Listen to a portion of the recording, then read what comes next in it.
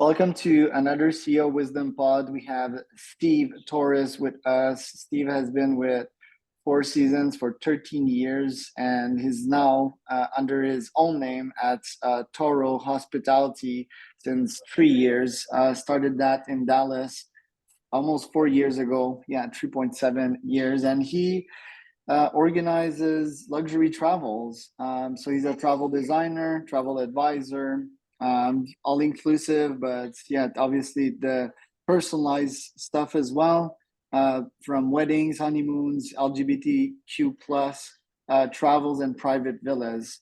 So we're gonna have a cool convo about traveling, especially since COVID's got a bunch of questions and the business of traveling itself. It's gonna be fun. This pod is presented to you by podpire.com. That's my podcasting company. If you want to start your pod and scale it, go to podpire.com. Steve, welcome to the pod. Tell me a bit more about yourself and what you're up to nowadays. Sure. Thank you, Charles.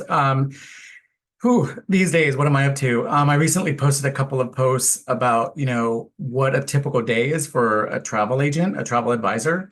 And it changes, and I think that's what I love about it is that I know myself, I know my personality, I know, I love to be out and about and just making connections. And so what I really thrive at is connecting people together, but also in my travel business is connecting people with destinations, getting them to the right destinations. And even if they know where they want to go, it's basically, making sure that they're connecting with the destination in the way they want as well, So, I could be working on, a trip to Australia in the morning, and I can be working, Europe midday, and then I can be working on a domestic trip in Hawaii, by the end of the day. So it just really changes.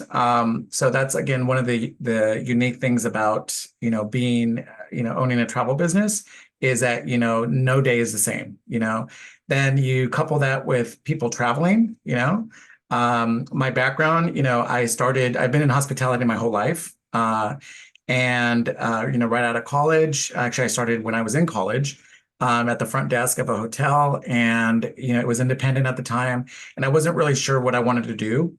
And when I grew up, as they say, and it was just, I really enjoyed it. And so I started with the operations side of the hotel side of the business, and then later made a switch to the sales side, which I really, really enjoyed. And with that, I went to different smaller brands. I got my experience, and then finally ended up at Four Seasons. I was there helping to open the Silicon Valley property in California, where I'm from originally. Soon after it opened its doors, and it was great, to be able to be a part of such a dynamic brand, global brand. It was my first time, in that type of venture. Very much enjoyed it. And then I got the opportunity after working towards my goal to become a global sales director with Four Seasons, which meant I had to leave California, which I never thought I would. And I went to Chicago. And I was there for 5 years, and it allowed me that role really allowed me the opportunity to really see the world, and it opened my eyes to just with the clientele that were my clientele at the time, which were people like me now. They were the travel advisors, selling luxury travel. So I got to know a lot of them. I got to see learn a little bit more about it. And with that, in that process, it also kind of opened up my eyes about I'd love to do that one day, But as we all know, you're in the corporate world. You don't always have a lot of time to be able to nurture those opportunities. So it wasn't until 2020, late April, I was laid off, as many people were because of the pandemic. People weren't traveling. And I was like, oh my God, what am I going to do? So that same year, I started my LLC, Toro Hospitality. I didn't really do anything with it. We got an opportunity to go to 6 months to the Big Island of Hawaii, where we hosted small retreats, which is great. So it was a good introduction, but it was also a really good way for me to disconnect from the world I had been living in to what to what my next steps were. And came back to the mainland, and that's when I started, really researching the more like boutique size, agencies, travel agencies, to be my host agency. Because a travel advisor needs to be able to, it's your LLC. However, you need to be under a host agency to be able to get the resources needed to be able to, really offer your clients a much more elite experience. So I set Jet Set World Travel, just basically, checked off all the boxes for me. And it wasn't until 2022 that I really started, actually selling travel. Because there's a lot to learn, but it's fun learning it as well. And I got to be able to still connect with a lot of the my colleagues in the travel industry, that from destination management companies to airline reps to, hotel brands, all those, still connect with them, but on a different level. Now I was the client that they were, working to work with. So it was great, and it was important for me. I think it's important for my clients to know that, I have their best, I'm their advocate. I'm their best advocate. I know how things go within hotels, so I know who to go to, where to go to in order to be able to be the true advocate for my clients, and give them the experience that they want as well. So a little bit of a nutshell, of my last, I guess, few years. Right. So in the Silicon Valley, like who did you organize the travels to? Like, were your top CEOs and top founders back in these days? Yeah, so it was a lot. Obviously, Silicon Valley. Some of my top, accounts, Google, Facebook, LinkedIn, all the big techs, right? But there was also a lot of, legal, so I was working with a lot of the partners at these law firms, a lot of venture capital, out there as well. So it was basically the folks that were bringing, their potential clients or active clients to the area to meet with them. So that was my main niche. I also got into the entertainment side of the business. So primarily with bands on tour as well. So I got to meet some great entertainers, and it was that's a whole different ball to say the least, but it was fun. So it kept things interesting. So so I think, like I said earlier, like my personality is one that I don't like to do the same thing over and over. I like the change. I like the challenge, the opportunities that come with the challenge to be able to, really hone in on what my clients want and then be able to deliver that to them as well. And back in these days, for the Googles, LinkedIn, and Facebook slash Meta of this world, was it retreats that you were organizing? Was that even a thing back then, or it was like organizing trips for Larry and Sergey to disconnect and get new ideas, and more like the therapy side of things? At that time, it was more the corporate side, but more, just they're coming in for meetings, they're bringing people in for meetings to meet with them, things like that. And so it was a lot of, very confidential. There was just, I mean, what went on in Silicon Valley, it was, it was like the Hollywood of the Northern California area, and you could see a CEO, you could see a founder, you could see big presidents. They would go to the Four Seasons, at the Quattro restaurant, and they would be there just meeting, and just very casually. And it was like the celebrity of the Bay Area, to be able to do that. So it was a lot of that. We had a different team that actually focused on more like the retreats and, things like that as well. So while my friends are buying houses to rent via Airbnb, so I just came back from one of these last weekend. Like me, I want to have multiple properties and mansions to do big deals, billion-dollar deals with partners, investors, and so forth. Is that like still a thing? I mean, I'm a kid that grew up online and I do business via Zoom. Um, is it a good strategy to just buy a sea view somewhere, invite potential clients or partner, give them the experience of a lifetime, like Four Seasons type of service, and yeah, close big deal? Would that be a good strategy in your opinion?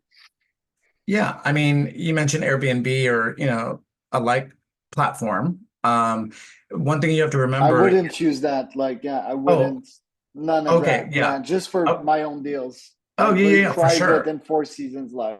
Yeah, so for sure, so I do partner with villa companies, that offer private villas. They can really, up the ante with, with offering these, services that you would need, a private chef, um, you know, housekeeping service, security, you name it. We can, whatever you need, we can definitely get that for you. And so that your clients, are swept away. I mean, that's the whole goal of it, right? So that's why I think it's really important. So, in any, whether it's a personal vacation, whether it's hosting, these high level executives for a business retreat or a retreat of some sort, is my process always starts with a discovery call. I want to meet with you and find out the inner workings of why you're putting, what's the purpose of this retreat, this trip, and really get to the nitty gritty and be able to understand, so that then I can deliver that entire experience for you as well. And it's very collaborative. So that's one thing that, I'm not going to be like, this is what you need to do. That's not my style. That's not my way. It's very collaborative. I'm going to be able to show you options. Hey, we can do this for this price point. We can do this for this price point. Or this is what it looks like with this or with this. And then until you give me the green light and you're happy with it, then we start booking everything. But in the meantime, I'm not, I'm here to advise you as much as you want me to advise you. But if you know exactly what you want, let me know. I'll make it happen. That's the goal. Right. I'd like to organize retreats too, like 10 to 20K to come spend a week with me. And the goal would be to generate breakthroughs, right?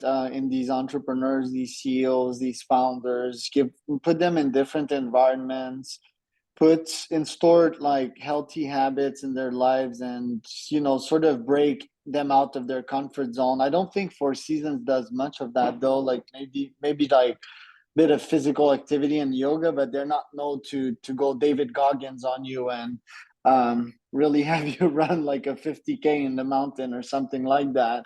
What would you advise for retreats that can really create breakthroughs in humans and really liberate them from unscalable pain that they impose on themselves?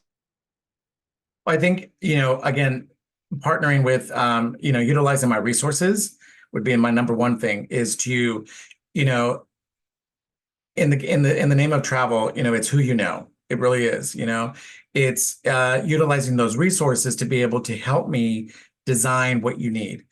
So if you have a particular, activity or set of activities that you want to do, that you just want to have them truly disconnect, or whatever the purpose is, that's information that I would need as your travel advisor to be able to work with, select the right destination specialist or partner, whether it be wellness or whether it be, you want to take them out on the water on a yacht or whatever it is. That's that's when I would utilize my resources to be able to get that for you.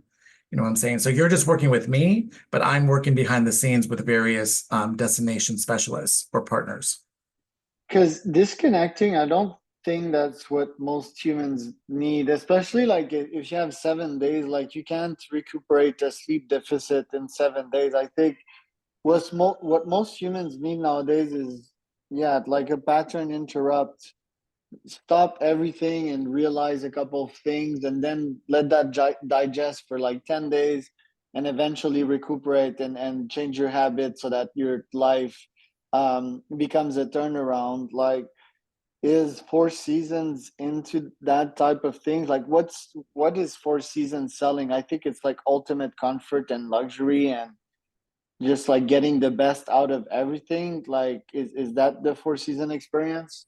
Well, I think not just Four Seasons, but I think a lot of the luxury brands nowadays, they've really opened their eyes to really acclimate with the destination they're in.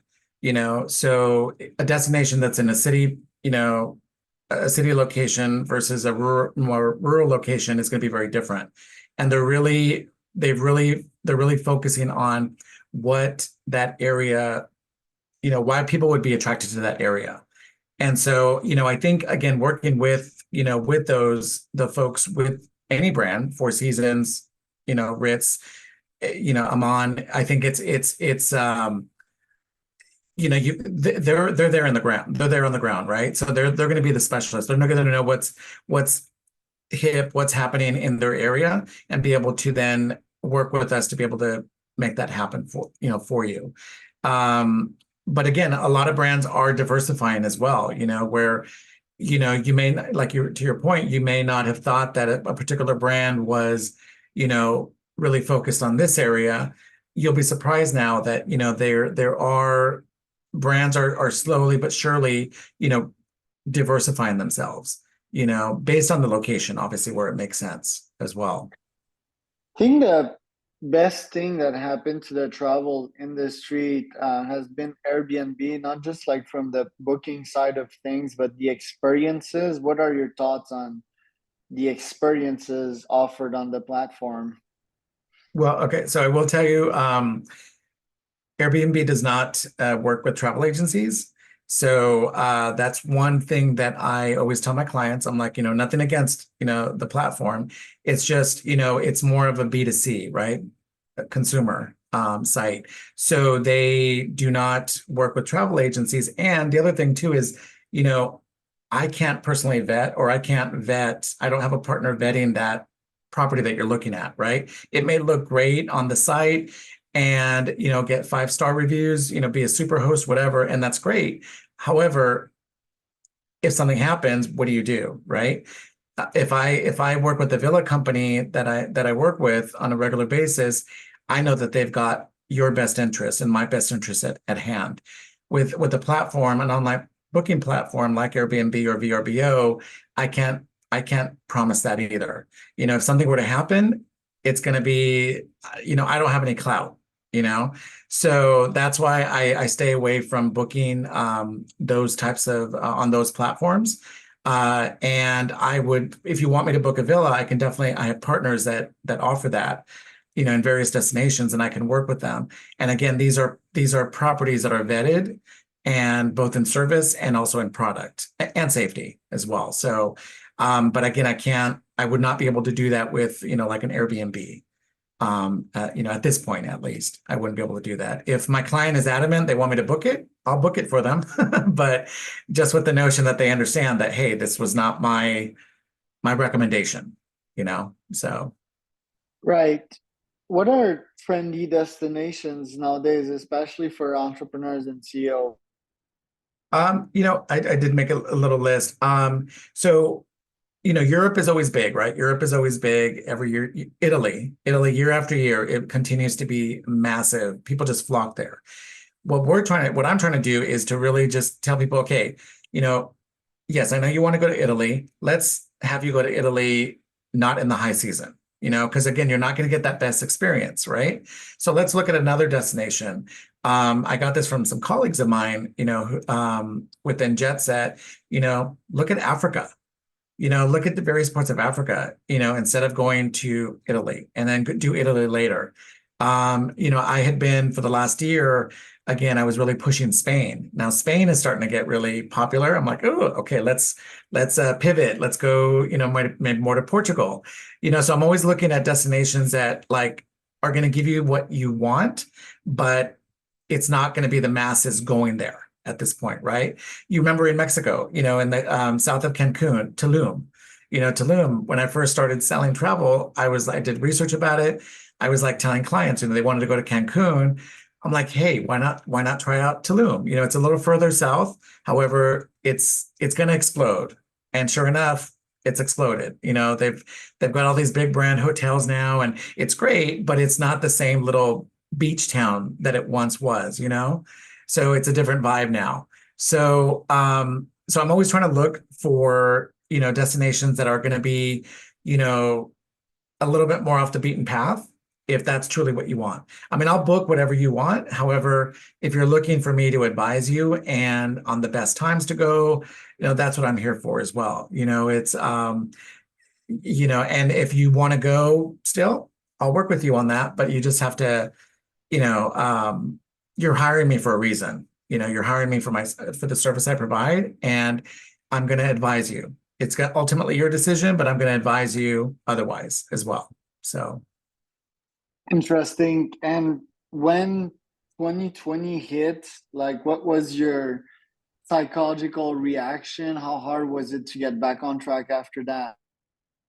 after the pandemic, well, the good thing about it was I have to say, personally, it was quite difficult for me. I had never been laid off. I had never had to collect unemployment. It was a very different world for me. I had never not worked since I was 15. So it was like all of a sudden I found myself with all this time. And it was luckily we were able to get an opportunity to go to Hawaii, as I mentioned, for 6 months. And that really allowed me to kind of disconnect personally and really, allow myself to be able to think what my next step was. And that's how when I got back to the mainland, I was like, I'm ready.